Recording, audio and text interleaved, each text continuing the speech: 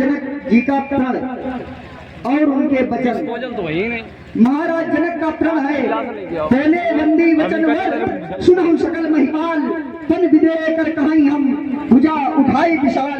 जो पुरारी कोदंड कठोरा राष्ट्र समाज आज यही तोरा, त्रिभुवन जय समेत वैदेही और विनय विचार बरऊ हज देही। जो भगवान शंकर के स्थान का दो खंडों में परिवर्तित कर देगा, बिना विचारे उसके साथ अपनी पुत्री का विवाह कर दिया जाएगा। और अंत में महाराज जनक कहते हैं, अब जन को माथे फट मानी वीर भीर मही मैं जानी। महाराज जनक कहते हैं, अब मुझको विश्वास हो गया कि इस धरा पर कोई भी वीर नहीं रहा, ये धरती वीर विहीन हो गई है। क्या ऐसे ही अपनी पुत्री का विवाह किया जाता है जैसे महाराज जनक कर रहे हैं बिना विचारे? अरे महाराज जनक, जब पुत्री का विवाह करने जाया जाता है तो इन बातों का ध्यान रखा जाता है।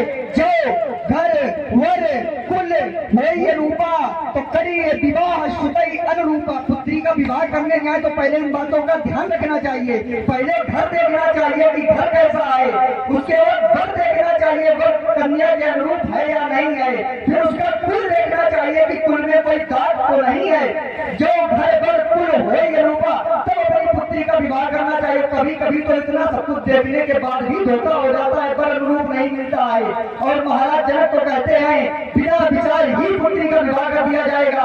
तो महाराज जनक बिना विचारे जो करे सो पाछे पछताए, काज बिगाड़े अपना जग में हंसी कराए। मैं तो सुना यह करता था कि मिथिला ज्ञान की नगरी है, मैं तो सुना यह करता था कि मिथिला वेदांत की नगरी है। यहाँ ज्ञान की चर्चा होती है, यहाँ वेदांत की चर्चा होती है। क्या यही ज्ञान की चर्चा हो रही है? क्या यही वेदांत की चर्चा हो रही है? अब जन को माता भगवानी वीर विहीन नहीं मैं जानी, इस पृथ्वी को वीर विहीन कहा जा रहा। क्या यही ज्ञान की चर्चा हो रही? और मैंने तो क्या क्या देखा, खूब सहस्त्र से कई बारा लगे उठावन चलेंगे 10,000 राजाओं ने मिलकर के साथ प्रयास किया। अगर 10,000 राजा हम तोड़ देते तो आप विचार करिए, महाराज जनक क्या उन 10,000 राजाओं के साथ अपनी पुत्री का विवाह कर देते? क्या इनकी पुत्री को एक मंदिर का प्रसाद है यदि उसके साथ विवाह कर देते तो यह बिल्कुल अनुचित है। मुझे तो यहाँ लगता है कि आज एक महात्मा की बात पर विश्वास नहीं रहा। नारद वचन सदा सुसाचा सो वर मिले ही जाई मचा।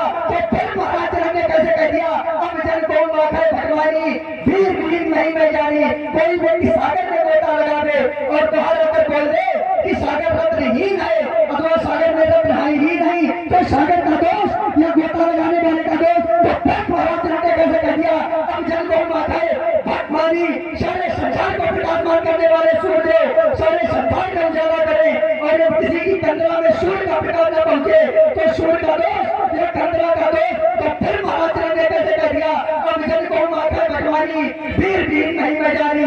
गंगा के किनारे आकर के कोई पति के प्यासा रह जाए तो गंगा का दोष या उस पति का दोष। तो फिर महाराज जनक ने कैसे कह दिया, अब जन को माथा भगवानी वीर विहीन नहीं मैं जानी। सुनो राम भगवान भाई राम नंद वीर न पांच को बोले मुझको सुना दी। अरे बेटे बात समझ पाऊं जैसे बात दे पता लगा तासी फटस चोरी दे। अरे मेरा स्वभाव तो ऐसा है, भगवान ने मुझे गवारा है, कृपा गुरु के चरणों की बलान पता तुम्हारा है। जिस समय मेरे वंश का एक अंश उपस्थित होता है उस समय में कोई ऐसी पानी का प्रयोग नहीं करता। और यहाँ पे स्वयं वंश रोमणी प्रभु श्री रामचंद्र जी विराजमान है और महाराज जनक ऐसे बच्चों जैसी बातें कर रहे कि धरा पर कोई वीर ही देगा। अरे मैंने तो देखा